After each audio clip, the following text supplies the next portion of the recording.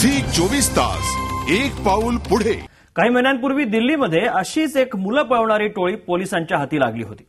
पोलिसांनी त्या टोळीच्या जाळ्यातून 8 मुलांची सुटका केली होती। पोलिसांनी जेव्हा या टोळीकडे अधिक चौकशी केली तेव्हा चौकशी दरम्यान धक्कादायक माहिती उघड झाली। मुलं चोरणाऱ्या या टोळीनं दिलेली माहिती ऐकून पोलीसही हबकून गेलेत।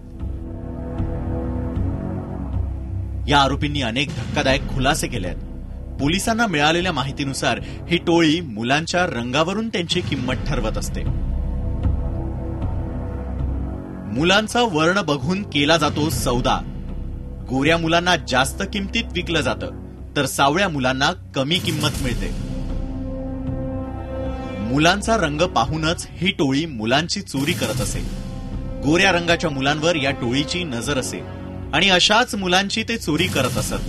त्यामुळे त्यांना चांगली कमाई होत असे, कारण गोऱ्या रंगाच्या मुलाची चोरी केल्यामुळे या टोळीला अधिक लाभ होत असे। हे आरोपी विकलं न जाणारं मूल त्याच परिसरात सोडून देत असत।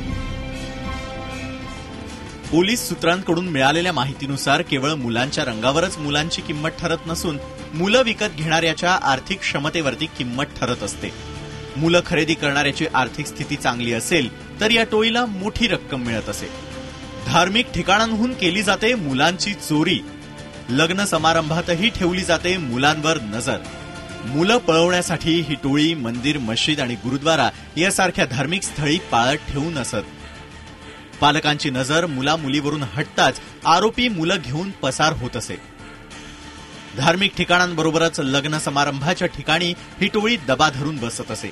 एकट्या मुलाला गाठून आरोपी त्याला पळवून नेत असत।